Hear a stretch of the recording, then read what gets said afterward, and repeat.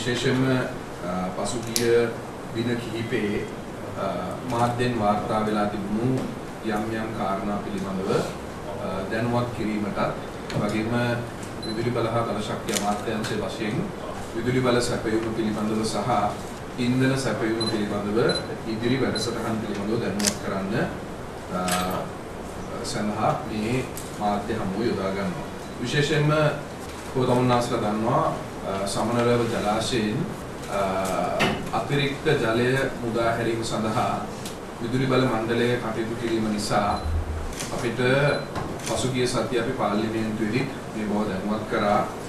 අගෝස්තු මාසයේ 16 වෙනිදා වන විට සමනලව ජලාශයේ විශේෂයෙන්ම සමනලව විදුලි බලාගාරයේ උත්පාදනය කරන විදුලිය අපිට අඩුවන බවටත් ඒ වගේම ඒත් සමගම සමනලව විදුලි බලාගාරයේ කටයුතු తాවකාලිකව අපිට යම් කාලයක් වෙනුවෙන් අත්හිටුවක් තබන්න සිදු වෙන බව.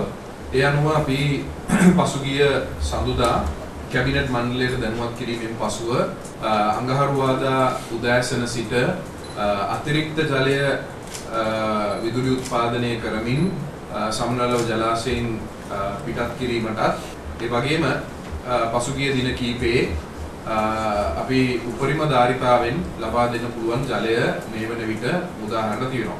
විදුලි බල මණ්ඩලය අද උදෑසන මට පැවසූ ආකාරයට තවත් දිනක් හෝ දින දෙකක් ඉතාමත්ම සුළු වශයෙන් විදුලි උත්පාදනය කිරීම සඳහා ජලය ධාරිතාවක් පවතිනවා. ඒ අනුව ඒ ජල ධාරිතාව අවසන් වූ පසුව සමනල ජලාශයේ විදුලි උත්පාදනය සඳහා සම්පූර්ණ කටයුත්ත අපිට අත්හිටවන්න සිදු වෙනවා. ඒ වගේම ඊට සමගාමීව අපිට ගැටලුවක් තිබුණා විශේෂයෙන්ම දකුණු පළාත සම්බන්ධ කිරීමේ සම්ප්‍රේෂණ ජාලය එකතු කිරීම පිළිබඳව මේක වසර 5ක් පමණ විතර තිබෙන ප්‍රශ්නයක්. සම්ප්‍රේෂණ ජාලා එකතු කිරීම ඒකෙදී මම දැක්ක මාධ්‍යයෙන් හුඟක් කරලා වාර්තා කරලා තිබුණේ මේ ඉඩමේ ගැටලුව අවුරුදු 5ක් තිස්සේ තිබිච්ච ගැටලුවක් හැටියට. ඉඩමේ ගැටලුව නෙවෙයි අවුරුදු 5ක් තිස්සේ තිබුණේ.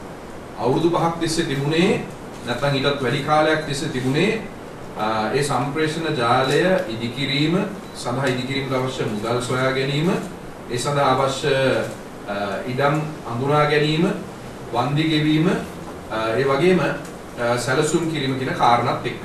ඒ අනුව වසර 5කට වැඩි කාලයක් මේ කටයුතු සැලසුම් කරලා වන්දි ගෙවීම් ක්‍රමවත්ව සිදු කරමින් රජයේ දක්ෂේරු අනුව කටයුතු කරලා ඒ වගේම ඒ සැලසුම් ක්‍රියාත්මක කරගෙන අවසාන අධීරයට පැමිණෙන අවස්ථාවේ තමයි එක්තරා ඉඩමක් වෙනුවෙන් විදුලි බල මණ්ඩලය සහ රජයේ දක්ෂේරු මත ලබා දීපු එම වන්දි මුදල් එකඟතාවයකට පැමිණීමට නොහැකිව ඒ කටයුත්ත අපිට తాවකාලිකව අත්හිටවන්න සිදු වුණේ. ඒ తాවකාලිකව අත්හිටවලා තිබුණේ සාමාන්‍යයෙන් මාස 3ක පමණ කාලයක්. ඒක අපිට විශේෂයෙන්ම ආසියානු සංවර්ධන බැංකුවේ ණය ආධාර මත කරන කටයුත්තක් නිසා ආසියානු සංවර්ධන බැංකුවේ මැදිහත් වීම ලබා ගන්න සිදු වෙලා තිබුණා. ඒ වගේම ඔවුන්ගෙත් තියෙනවා යම් අවශ්‍යතා සම්පූර්ණ කිරීම මේ ණය මුදල් ලබා ගැනීමේදී මෙම ව්‍යාපෘතියට පමණක් නෙවෙයි ආසියානු සංවර්ධන බැංකුවේ ඉදිරි අනාගතයේ ලබා දෙන ණය වලට පවා යම් බලපෑමක් ඇතිවන බැවින් ඒක ඊ타මත්ම පරිස්සමෙන් ඊ타මත්ම ඒ නීත්‍යානුකූල තත්වයන් තුළ සිදු කළ යුතු කටයුත්තක් නිසා තමයි විදුලි බල මණ්ඩලය අවස්ථා කිහිපයකදී සාකච්ඡා කළේ පාර්ශවත් එක්ක.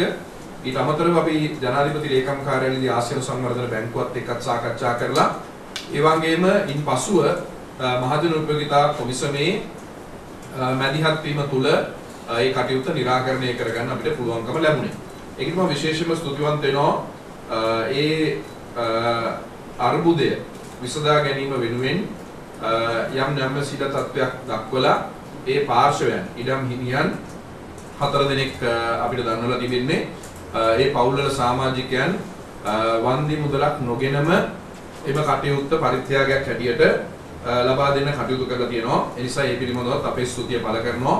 ඒ නිසා මම නැවත වතාවක් කියනවා මේක අවුරුදු 5ක් ඉඩමක් හින්දා මේ රැහන් පද්ධතිය සකස් කර ගැනීමට තිබුණු නොහැකියාව නෙවෙයි. අවුරුදු 5ක් සැලසුම් කරලා මුදල් හොයාගෙන කිලෝමීටර 150ක් දුර සම්ප්‍රේෂණ ජාලා රැහැන් පද්ධතිය එකතු කිරීමේ ව්‍යාපෘතියක් තිබුණේ. ඒකේ අවසාන අධ්‍යයන කරන්න තිබුණේ මාර්තු මාසෙ වන විට සමාවෙන්න මැයි මාසෙ වන විට මැයි මාසෙන් ඔබට කටයුතු කරන්න සිද්ධ වුණේ අවසාන වශයෙන් ඇතිලා තිබුණු අර්බුදයක් එක්ක. නිසා ඒක දැන් निराකරණය වෙලා තියෙනවා. ඉරිදා වන විට අපි බලාපොරොත්තු වෙනවා මේ සම්ප්‍රේෂණ රැහැන් පද්ධති එකතු කිරීම අවසන් කරලා විශේෂයෙන්ම දකුණු පළාත අපේ රටේ විදුලි බල පද්ධතියත් එක්ක එකතු කිරීමේ ක්‍රියාවලිය සිදු කරන්න. මේ ක්‍රියාවලිය සිදු කිරීම නිසා අපිට අමතරව ලබාගත යුතු විදුලිය සීමා වෙනවා. සමනලව ජලාශයෙන් අපිට විදුලි බලාගාරයෙන් යම් ධාරිතාවක් හෝ ලබා ගන්න නොහැකි වුණත් ඒ ධාරිතාවට සරලන ප්‍රමාණයක් අනිකුත් බලාගාරවලිනුත් ඊට අමතරව අත්‍යවශ්‍ය මිලදී ගැනීම යටතේ විදුලිය මිලදී ගැනීම තුලින් තමයි අපිට විදුලි කප්පාදුවකින් තොරව මේ අවශ්‍යතාවය පරිමහන්න පුළුවන් වෙන්නේ. පහුගිය කාලවල මාධ්‍යෙන් විවිධ පුද්ගලයන් මම හිතනවා අසත්‍ය ප්‍රකාශ ගණනාවක් කරා මේ විදුලි බිල සංශෝධනය වුණාට පසුව අපේ තියෙන විදුලි ඉල්ලුම විශාල ප්‍රමාණයකින් අඩු වෙලා තියෙනවා කියන එක. අපිට සංඛ්‍යා ලේඛන වලින් පෙන්වන්න පුළුවන් විදුලි බල මණ්ඩලයට පහුගිය මාස කිහිපය ගත්තත් අපේ විදුලි ඉල්ලුම වැඩි වෙලා තියෙනවා. දෛනිකව පුරෝකථනය කළ තිබුණේ සාමාන්‍යයක් වශයෙන් ගිගවොට් පැය 45ක් තමයි පුරෝකථනය කළ තිබුණේ විදුලි බල මණ්ඩලය මේ විදුලි බිල සංශෝධනය කිරීමේදී පසුගිය ජනවාරි මාසයේ.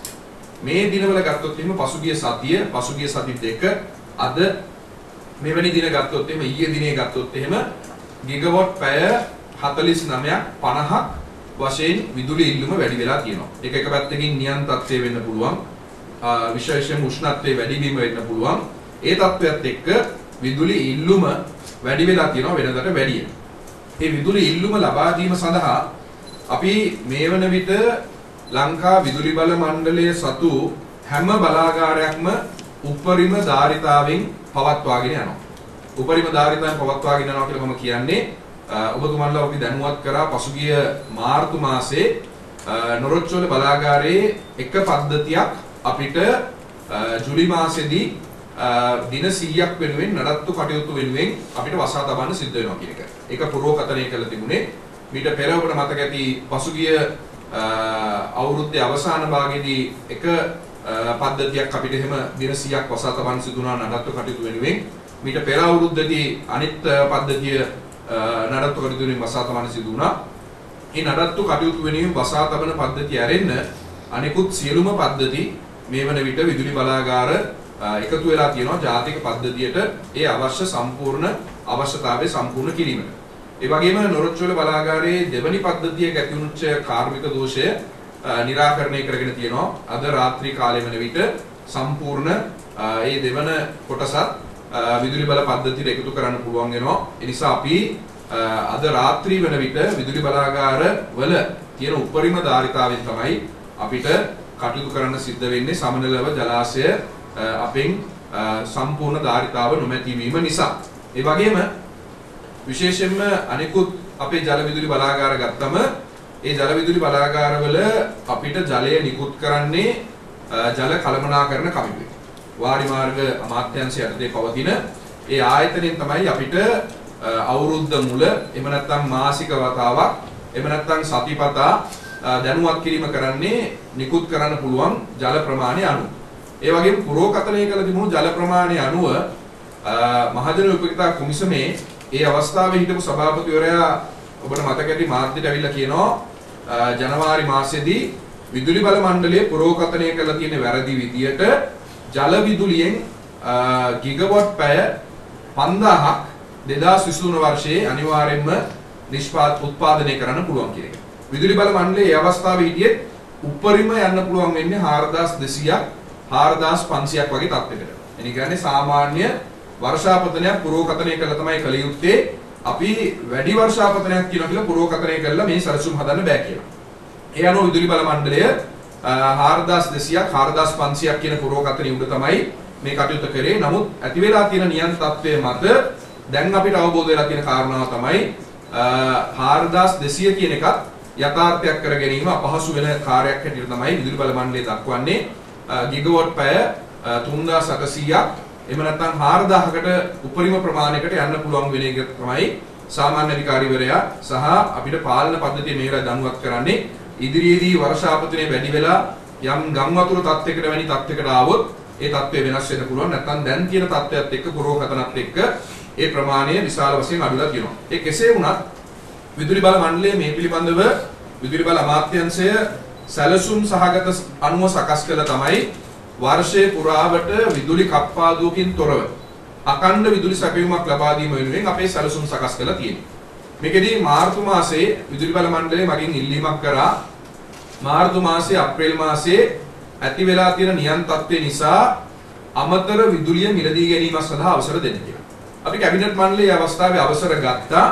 නමුත් මම ඒ වෙලාවේ අවසර ගත්තත් විදුලි බල මණ්ඩලයෙන් ඉල්ලීමක් කරා අමතර විදුලිය ලබා ගන්නේ නැතුව අපේ තියෙන විදුලි බලාගාර උපරිම ධාරිතාවෙන් භාවිතා කරලා අමතර විදුලියක් පෞද්ගලිකව මිලදී ගන්නේ නැතුව පුළුවන් තරම් විදුලිය කළමනාකරණය කරන්න කටයුතු කරන්න කියලා. ඒ අනුව ඒ වෙලාවේ විදුලි බල මණ්ඩලය එහි නිලධාරීන් මට දැනුවත් කරා මීට වසර කිහිපයකට පෙර මිලදී අරගෙන විදුලි බල මණ්ඩලයේ සතු වෙලා තියෙන ඩීසල් ජෙනරේටර් මෙගාවොට් 50ක ඩීසල් ජෙනරේටර් භාවිතයෙන් ඈත් කරලා තියෙනවා.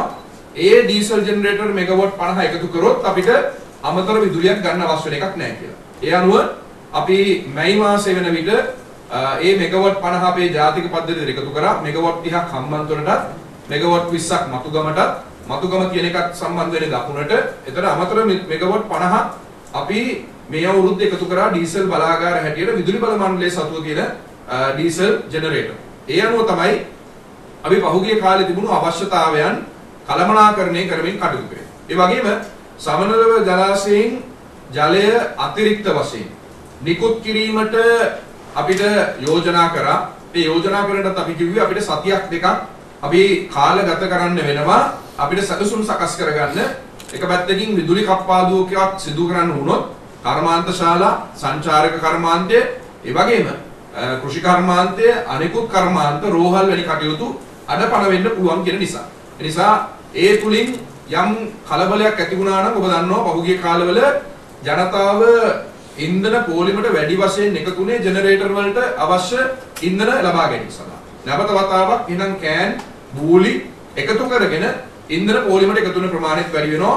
ඒ අවශ්‍ය ඉන්ධන ප්‍රමාණය ලබා දෙන්නත් අපි අනුම් කළ යුතු තියෙනවා සති 4කට හෝ සති 6කට පෙර.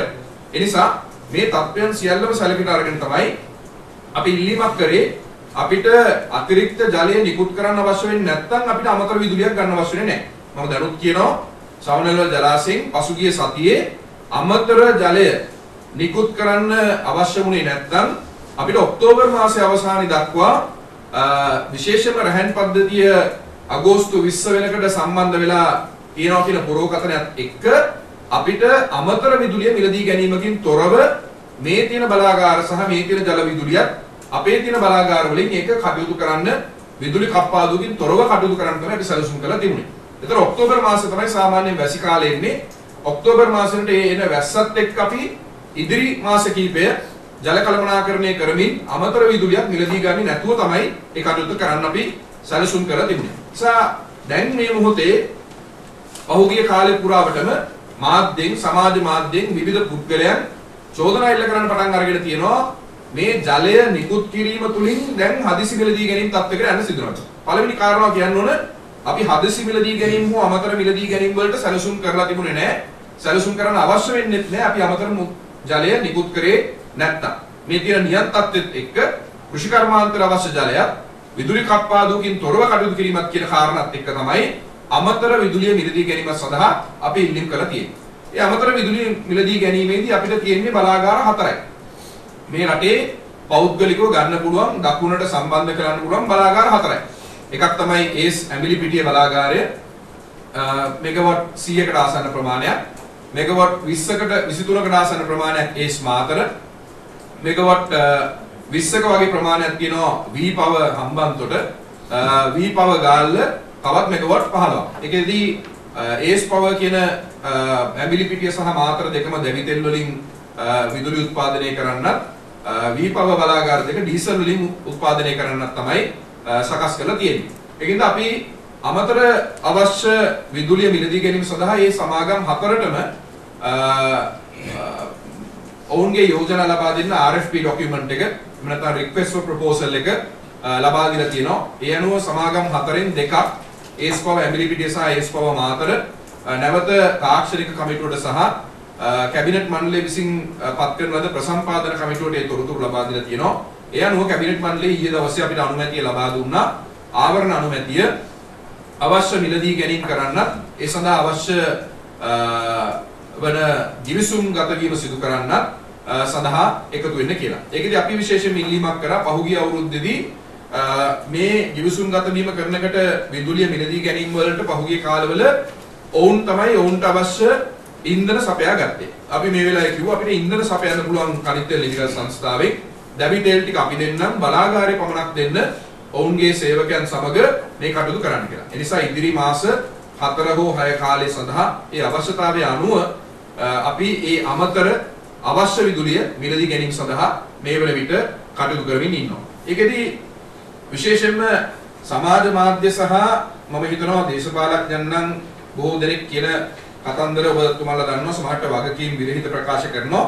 නමුත් සමහර ලාවට අවබෝධයක් තියෙන පිරිස පවා ජනතාව නොමග යවීම සඳහා ආණ්ඩුව කෙරෙහි වෛරයක් ඇති කිරීම සඳහා විවිධ ප්‍රකාශයන් කරනවා.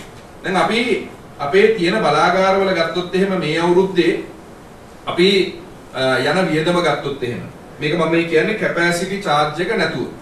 කැපැසිටි charge එක නැතුව අපේ ලක්විජය සාමාන්‍යයෙන් අපේ බලාගාරේ රුපියල් 43.23ක් පමණ වැය වෙනවා එක ඒකකයක් උත්පාදනය කරන්න ගල් අඟුරු වලින්. අපේ තියෙන සපුගස්කන්ධ බාජ් එක අපේ තියෙන කනෙක්ට් කරලා තියෙන බාජ් එක ගත්තොත් එහෙම රුපියල් 44.15ක් වැය වෙනවා කැපැසිටි charge එක නැතුව. උතුරු ජනනි 44.18යි. ඒ වගේම සපුගස්කන්ධ A 47.76යි. වෙස්ට් කෝස්ට් බලාගාරයේ 48.36යි. කැලණිතිස්ස බලාගාරයේ රුපියල් 63.82යි. කැලණිතිස්ස ඩීසල් බලාගාරයේ රුපියල් 65.30යි. විදුලි බල මණ්ඩලය විසින් මම කලින් කියපු හම්බන්තොට ඉදි කරන ලද ජෙනරේටර් වලින් ධාවනය කරන විදුලිය ඩීසල් ජෙනරේටර් මෙගාවොට් 50 රුපියල් 85.28යි. විදුලි බල මණ්ඩලයේ මතුගම තියෙන ඩීසල් ජෙනරේටර් ටික 87.24යි. KPS ඒ කියන්නේ GT7 එක රුපියල් 113.11යි. අපේ කුඩා GT එකක් තියෙනවා ඒක රුපියල් 143.60යි. මේක තමයි දැනට විදුලි බල මණ්ඩලයේ සතුව තියෙන විදුලි බල මණ්ඩලයේ බලාගාර වල ධාවනය සඳහා උත්පාදනය කරන්න යන වියදම කැපැසිටි charge එක නැතුව. ඒතර මේ වන විට මට විදුලි බල මණ්ඩලය දන්වලා තියෙනවා අමතර විදුලිය ලබා ගැනීම සඳහා මේ බහුතර බලාගාර වලට වැඩිය අඩු මුදලකට තමයි නැත්නම් කැපැසිටි charge එක නැතුව රුපියල් 52ක් රුපියල් 58ක් වගේ මුදල් වලට තමයි සමහර මේ පෞද්ගලික බලාගාර වලින් විදුලිය මිලදී ගැනීම සඳහා දැනට ඔවුන් සාකච්ඡා කරමින් පවතින කියලා. ඒතර සමහර ඒවා ගත්තොත් එහෙම ඇත්තටම අපිට ප්‍රායෝගිකව අපේ තියෙන බලාගාර වලට වැඩිය සමහර ඒවා මොකද අපේ තියෙන බලාගාර බොහෝමයක් ඉතා දීර්ඝ කාලයක් පාවිච්චි කරලා තියෙනවා. ඒතර කාර්යක්ෂමතාවය අඩු වෙලා තියෙනවා. ඒ කාර්යක්ෂමතාවය අඩු වෙච්ච නිසා දැන් වියදම වැඩි. ඒ නිසා සමහර ලාවට අමතර අතිරේක විදුලිය මිලදී ගැනීමේදී පෞද්ගලික අංශයෙන් ගන්න එක සමහර ලාවට ඒක අර මුදල් වලට වැඩිය අඩු මුදලක් බවට පත් වෙනවා. ඒ නිසා අපි පැහැදිලිව කිව යුතු තිබෙනවා මේ අමතර විදුලිය ගන්න අපිට සිදු වෙන්නේ නියම් තත්ත්වය සහ වතුර නිදහස් කිරීම වැඩිපුර වතුර නිදහස් කිරීම කියන කාරණාවත් එක්ක ඒකෙදි කවුරු හරි කියනවා නම් මේ ආණ්ඩුව උත්සාහ කරේ මේකට යන්න කියලා මම නම් දකින්නේ එහෙනම් ඒ වගකීම ගන්න ඕන වතුර නිදහස් කරන්න වතුර නිදහස් කරන්න වතුර නිදහස් කරන්න විදුලිය කප්පාදු නොකර ඉන්න කියලා එහෙම කියපු දේශපාලන නායකයෝ දිහා තමයි එහෙනම් ඒ ඇඟිල්ල දික් වෙන්න ඕන. ඒක පළවෙනි කාරණාව.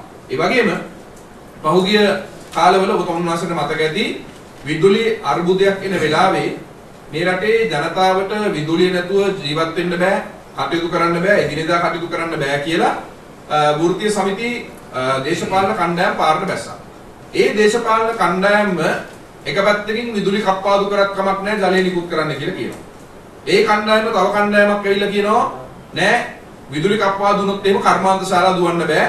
අපිට ඒ අවශ්‍ය ඉන්ධන ටික ඕන මේ පිරිවැය දරා ගන්න බෑ කියලා. තුන්වෙනි පාර්ශවයේ කියනවා දැන් මේ උත්සාහ කරන්නේ ජලය නිකුත් කරලා විදුලි කප්පාදු නැති කිරීම සඳහා අමතර විදුලිය හදිසි මිලදීන් ගණන් කරන්න කියලා. ඒ නිසා එකක් අපි කිව යුතු තියෙනවා රජයක් වශයෙන් ගත යුතු තීරණ ගැනීමට අපි බිය වෙන්නේ නැහැ. විශේෂයෙන්ම අපි අඛණ්ඩ විදුලි සැපයීමක් අපි සහතික කළ තියෙනවා පසුගිය පෙබරවාරි මාසේ විදුලි බිල සංශෝධනයෙන් පස්සේ.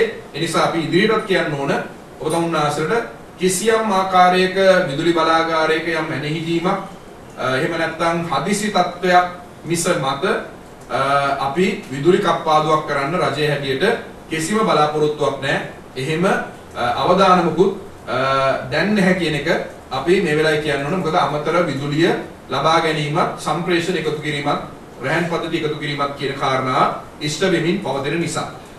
ඒ වගේම විශේෂයෙන්ම පසුගිය කාලේ අපි විදුලි බල මණ්ඩලයේ ප්‍රතිව්‍යුහගත කිරීම වෙනුවෙන් අපි පසුගිය අවුරුද්දේ අනුමැතිය ලබා දීලා කමිටුවක් පත් කරා විදුලි බල මණ්ඩලයේ ප්‍රතිව්‍යුහගත කිරීම සඳහා යෝජනා ලබා දෙන්න කියලා. ඒ කමිටුව පත් කරපු නිලධාරීන් අපේ අමාත්‍යාංශයේ විදුලි බල මණ්ඩලයේ ඒ වගේම ඒ සඳහා උදව් කරපු සියලුම පුද්ගලයන් කිසිම වේතනයක් කිසිම වරිප්‍රසාදයක් අමතර වරප්‍රසාදයක් හෝ ලබාගෙන නෙවෙයි ඒ කටයුත්තට සහභාගී වුණේ. ඔවුන්ගේ සුව කැමැත්තෙන් දායකත්වය ලබා දුන්නා. ඒ අනුව ඔවුන්ගේ දායකත්වය ලබා දුන්නාට පසුව අපි ඔවුන්ට ඉල්ලීමක් කරා මේ තියෙන කාරණා සිදු කිරීම සඳහා යම් මුදලක් වැය වෙනවා.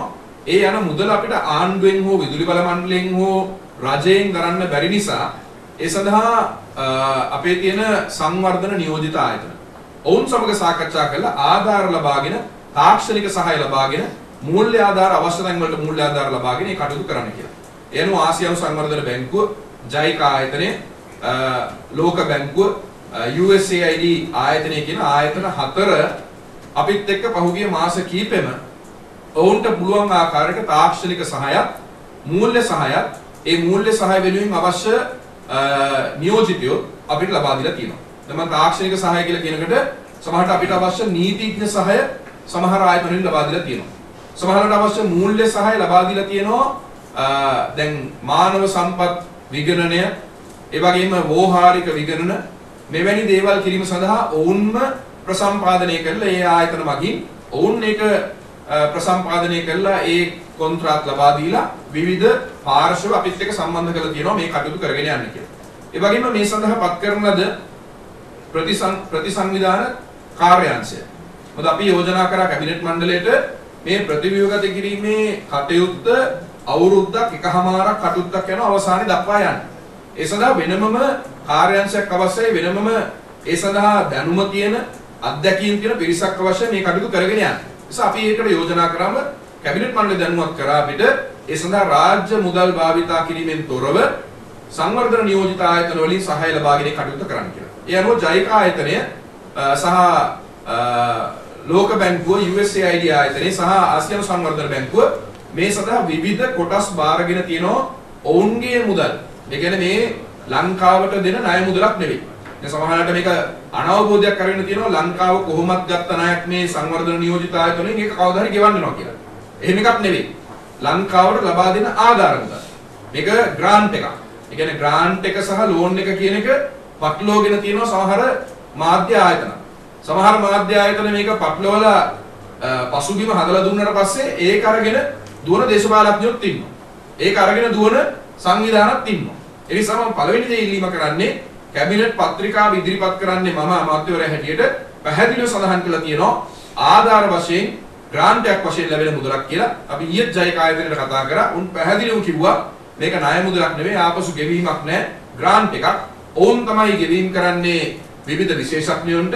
ඒ තාක්ෂණික හැකියාව අනුව ඔවුන්ගේ සහාය අපිට ලබා දීලා තියෙනවා.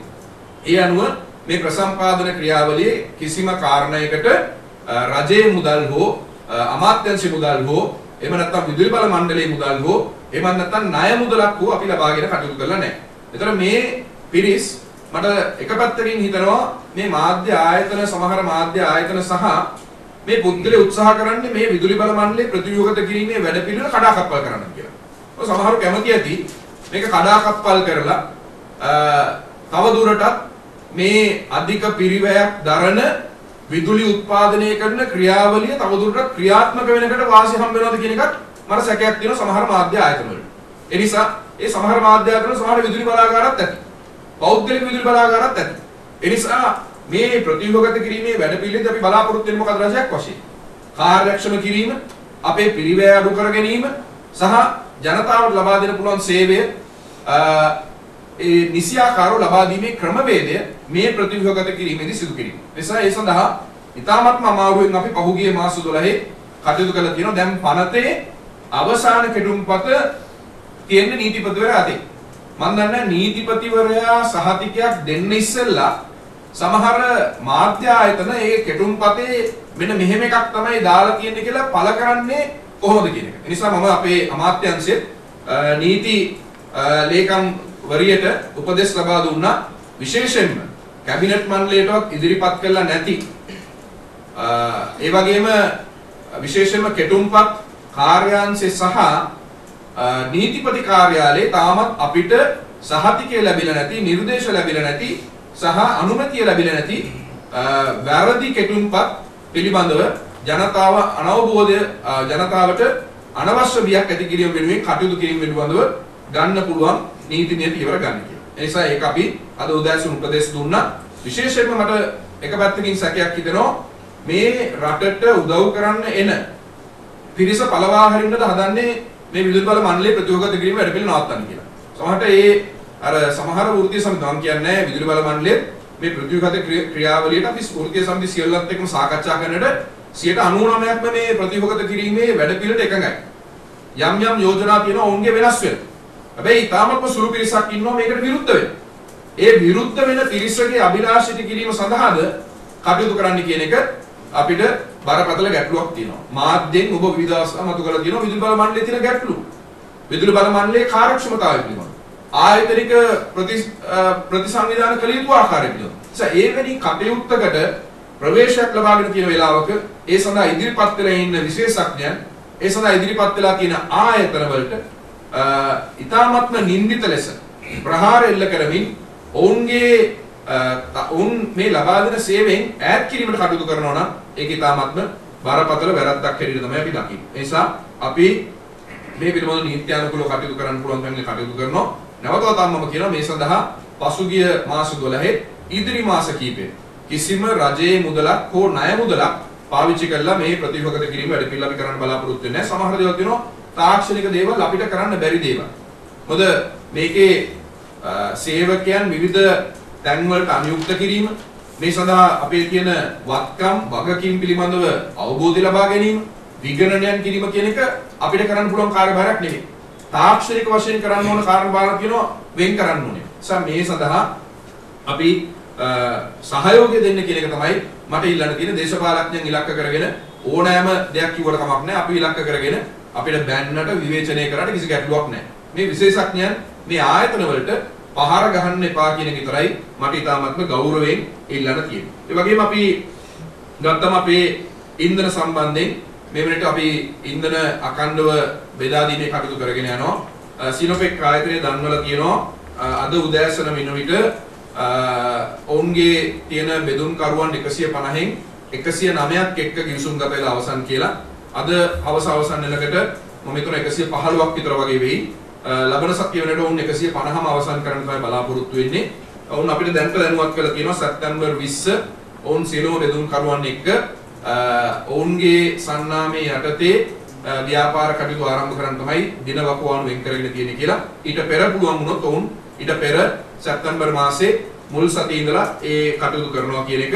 එදිරි ආරම්භ කිරීමේදී ඔවුන් අපි දැන් ලංකා කනිත්‍ය නිධිගත සංස්ථාව ලබා දීලා තියෙන උපරිම සිල්ලර මිලට අලෙවි කිරීමටත් ඒ වගේම ඔවුන් බලාපොරොත්තු වෙනවා සම්පූර්ණ ධාරිතාවෙන් ඔවුන් කටයුතු කිරීමේදී ඔවුන්ට අඩු කරන්න පුළුවන් උපරිම ප්‍රමාණය අඩු කරලා.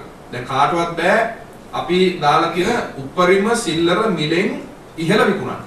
ඕනම පාර්ශවයකට පුළුවන් සයිනොපෙක් වෙන්න පුළුවන් ලංකා IOC වෙන්න පුළුවන් නැත්නම් CPC වෙන්න පුළුවන්. ඒ තුනටම පුළුවන් Tamanට ඒ උපරිම සිල්ලර මිලට යටත්ව ඕනෑම 15ගයකට තමන්ගේ ඉන්ධන අලෙවි කරන්න. ඒ නිසා මම දැක මාධ්‍යෙන් දාලා තියෙනවා සිනොපෙක් ආයතනයේ කනිත් තෙල් නිධිගත සංස්ථාවෙන් ඉල්ලීමක් කළා තියෙනවා අඩුවට තෙල් විකුණන අවසර දෙන්න කියලා. එහෙම දුන්නේ නැහැ කියලා. එකක් සිනොපෙක් ආයතනයේ කනිත් තෙල් නිධිගත සංස්ථාවෙන් එහෙම ඉල්ලීමක් කරලත් නැහැ. එහෙම ඉල්ලීමක් සිනොපෙක් කාර්යයට කනිත් තෙල් දියුණු සංස්ථාවෙන් කරන්න බෑ. ඒක කරනවා නම් කරන්න ඕන අපේ අමාත්‍යාංශයෙන් ඉල්ලීමක් කරන්න අවශ්‍යත් නැහැ. වුන් දන්නවා උපරිම සිල්වර මිලක් විතරයි දාලා තියෙන්නේ. ඒ නිසා ඕනෑම ඊට වැඩිය අඩු මුදලකට ඔවුන් අලෙවි කරන්න පුළුවන්. ඒ නිසා අපි බලාපොරොත්තු වෙන සැප්තැම්බර් 20 වෙනිකට ඔවුන් අපි දාලා තියෙන උපරිම සිල්වර මිලට අඩුවෙන් ඔවුන්ගේ ඉන්ධන අලෙවි කිරීමේ කටයුතු එකතු වෙයි කියලා. අනිත් සමාගම් දෙකක් දන්වලා තියෙන ඔක්තෝබර් නොවැම්බර් මාසවලදී ඔවුන්ගේ කටයුතු ආරම්භ කරන්න කටයුතු කරනවා කියලා. ඒ වගේම මම එකක් මතක් කරන්න පහුගිය කාලෙම අපිට චෝදනා එල්ල කරේ ප්‍රමාද ගාස්තු ගෙවනවා මෙන්න මෙහෙම නැව් විතර තියෙනවා එළියේ. දැන් ඔබතුමාලා බලන්න මාස 6ක් තිස්සේ කොහෙත් ප්‍රමාද ගාස්තු ගැන කතා වුණාද කියලා. කවුරුවත් මෙන්න මේ නැව් වලට වැඩිපුර ගණන් ගෙවලා තියෙනවද කියලා. අපි පහුගිය මාස 6 විශේෂයෙන්ම අමාරු කාලයක දියත් කරපු වැඩසටහන් ඉඳලා ක්‍රමානුකූලව කරපු වැඩසටහන් ඉඳලා පහුගිය මාස 6 ලංකා කනිත් තෙල් නිර්මාණ සංස්ථාව කිසිම ප්‍රමාද ගාස්තුවක් ගෙවලා නැහැ කිසිම නෞකාවක.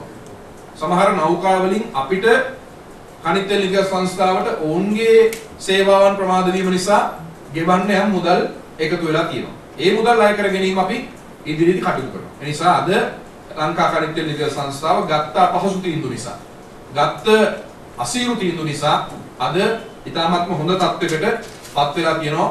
ස්වයංව තමන්ගේ කටයුතු කරගෙන යන්න පුළුවන් තත්ත්වයකට වටනවා. ඒ සියලු දෙයක් වැඩිය ජනතාවට අවශ්‍ය ඉන්ධන අකණ්ඩව සැපයුම් කිරීම සඳහා පුළුවන්කම ලැබෙලා තියෙනවා. අපි බලාපොරොත්තු වෙනවා සැප්තැම්බර් මාසෙ වෙන විට මුදල් අමාත්‍යාංශයත් එක්ක සාකච්ඡා කරලා මොකද අපිට වාසියක් ලැබෙනවා සිනොපෙක් ආයතනයේ වැනි ආයතන එකතු වීම නිසා අපිට තියෙන වැය බර අඩු වෙනවා ඩොලර් මිලියන 50ක් 60ක් අඩු වෙනවා මාසෙකට ඉන්ධන වලට යන. මොකද ඔවුන්ගේ මුදල් ආයෝජනය කරලා අවුරුද්දක් අපේ රට ඇතුලේ ඒ මුදල් තියාගන්න අපේ තියෙන සංචිත වලින් නෙවෙයි මුදල් ගන්න. ඒ නිසා ඒ අඩුවීම නිසා අපිට ධාරිතාව තව වැඩි කරගන්න පුළුවන් මේ කනිත් තෙල් නිර්මාණ සංස්ථාවට.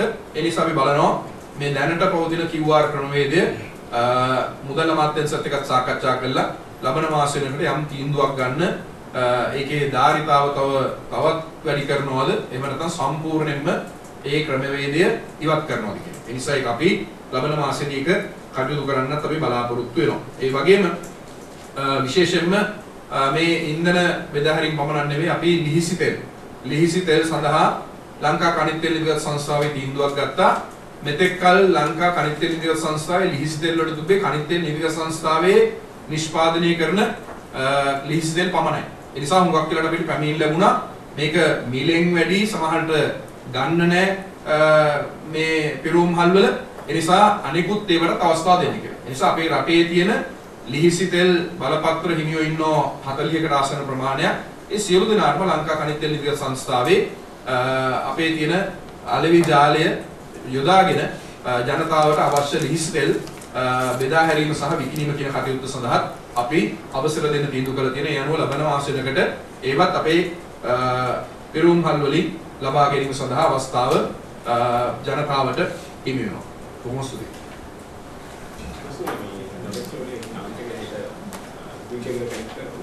අද රැට කනෙක්ට් කරනවා. ඒක තව එක යුනිට් එකක් තියෙනවා. අර දින 100කට අපි නඩත්තු කටයුතු වහපු එක. ඒක ඇරෙන්න එතකොට දෙකක් පූර්ණ ධාරිතාවෙන් අපිට ගන්න පුළුවන්. වැරවලුවේ කන්තිකල් බෙදුම් කරුවෝ බියගම පොලිසියට පැමිණිල්ලක් දාලා තියෙනවා. තව සමාගම අනවසරයෙන් ඉන්දන පිරවුම්පල් ඉදි කරනවා කියලා. මේක ඔබතුමා දැනුවත්ද? මට බෙදුම් කරුවෝ නෙවෙයි කොහොමද අවසර දෙන්නේ? ඔව් අවසර දෙන්නේ අමාත්‍යාංශය. අමාත්‍යාංශයේ අවසර දීලා තියෙනවා නම් ඉතින් ඕනම පිරවුම්පලක් ඉදි කර ගැනීම සඳහා ඒ අවසරලක් පාර්ශ්වයෙන් පුළුවන්කම තියෙනවා.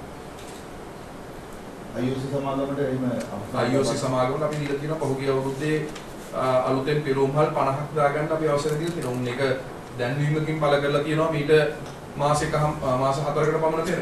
ඒ අනුව දැන්ටත් පිරවුම්හල් 30ක් විතර උන් අලුතෙන් දාලා තියෙනවා. ඉතුරු පිරවුම්හල් කීපයක් උන්දයි. There was this cabinet briefing today in reference to the refinery in Lanka. Can you give us some details of what was the contract that was cancelled, and are you planning to have a new refinery in Lanka? The agreement that was cancelled was the agreement that has expired, that was entered in 2017 or 18. There was if you can remember, there was a proposal to set up a refinery, Hambantota Refinery Company from a Oman investment, So that lease agreement has expired and there was no investment that had taken place. So due to that, the lease agreement and the DUI agreement was terminated. But the ongoing RFP process for a new refinery, export-oriented refinery, in coordination with DUI and the Ministry of Power and Energy is ongoing. And we have given the shortlisted companies the RFP documents. They have requested yesterday for a 2-week extension to hand over the documents. So by the 30th of August, we will have the close-in date for the RFP documents for the shortlisted companies. It will probably take about another 1 month or 6 weeks to evaluate the RFP documents, and we will award it to the suitable developer after that.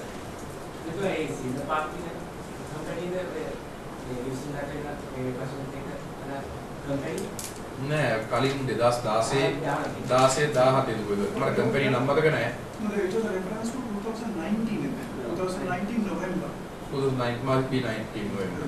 They must have entered into the lease agreement in 19 November. Right, so that is the... that is nothing to do with Sinopec. That is the Hambantota refinery company. Yeah. Yeah. So that has some foreign investment, but that project is off now. No, it has expired. They have not invested. So that is not the same thing as we have published the EUI. So EUI is a separate thing. How many companies? 7 companies have shown interest on the EUI, but only 2 was evaluated to be shortlisted because the others have not fulfilled the technical or the financial requirements that the ministry had advertised for. So the 2 companies have been given RFPs. So the companies, two namely Sinopec and Vitol, were given the RFP documents. So they will have to submit them before the 30th of August.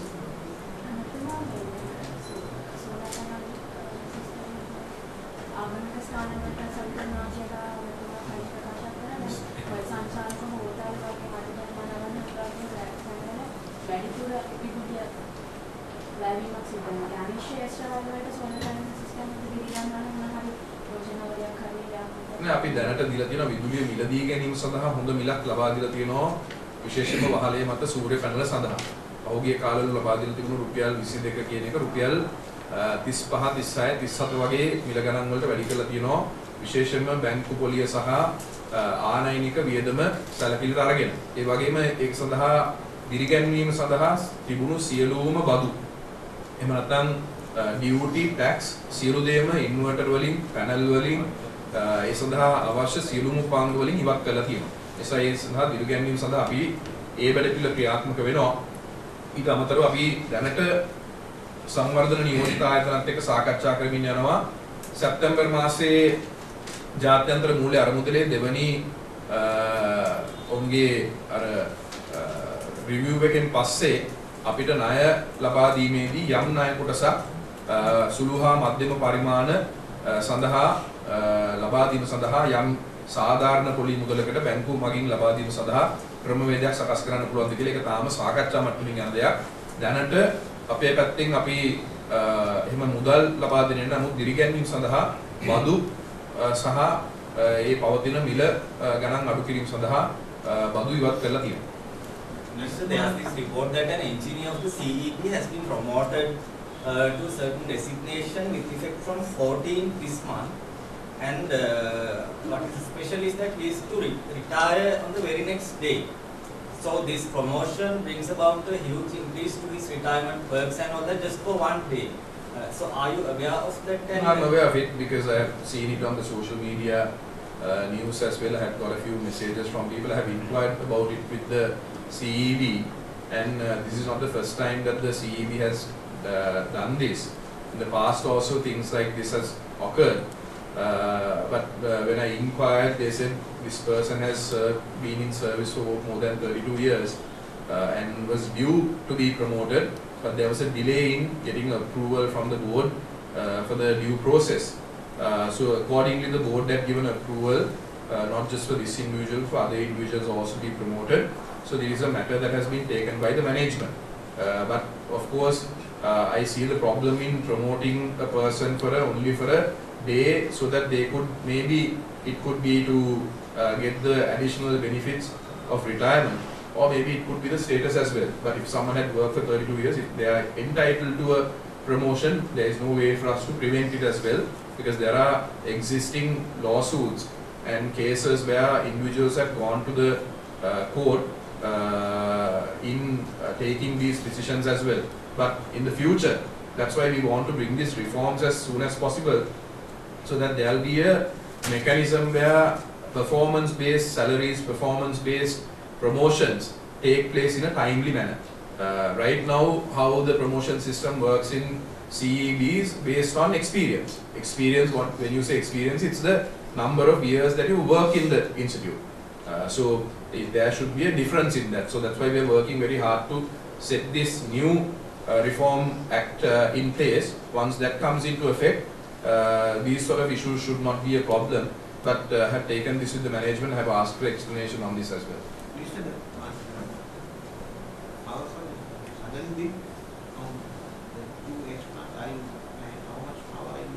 We are going to get, because we need at least about 100 megawatts. So we need to get both power plants. So as much possible power, utilizing those power plants will also be an additional benefit, because then we can, maybe if there is a surplus of power, we can stop some of the high costing power plants that are in use right now. As I said before, GT7, if it is going to cost us 143, and if the other plant is going to cost somewhere between 60 rupees to 65 rupees, it makes perfect economic sense to go with those power plants as well. So we will be utilizing the maximum possible private power purchasing in this regard.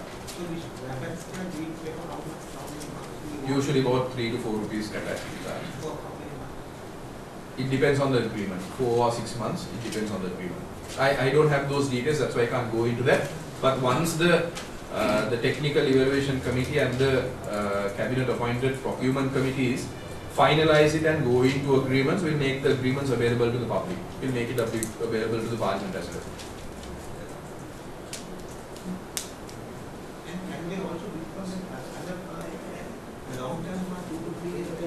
Yeah, we have advertised back in July to procure power that is needed to maintain uninterrupted supply.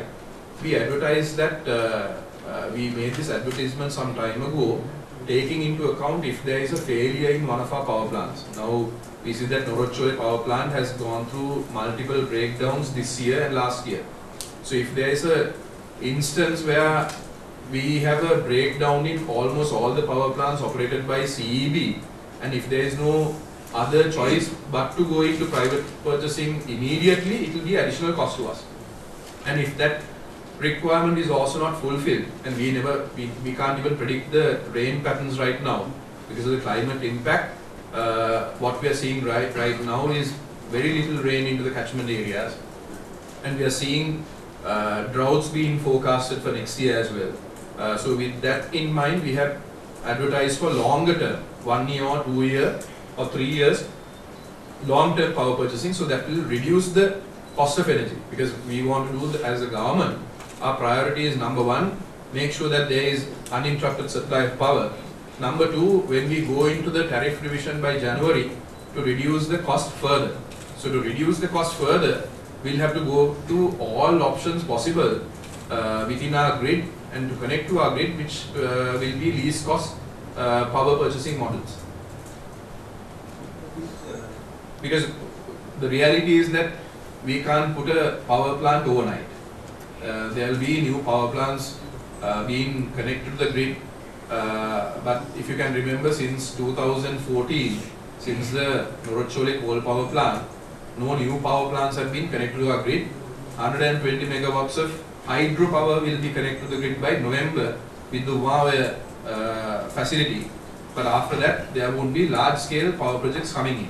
So we want to make sure that until the big projects like the Adani solar wind power project of 500 megawatts by January 2025, and the other projects that are kicking in right now, Siamalandu 100 megawatts, 135 megawatts in Sampur, those will drastically reduce our cost of energy.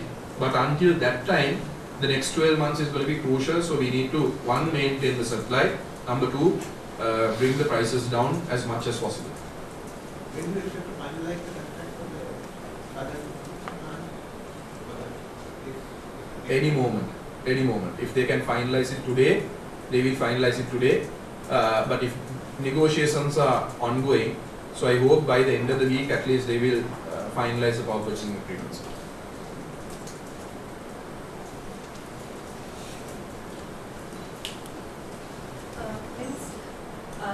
It's a very evolving situation, but at this point, are you ruling out any power cuts, or do you think that there is a danger of power cuts in the next 2-3 months if we don't get rains by October? There is no danger of power cuts unless we have a major failure in one of our power plants.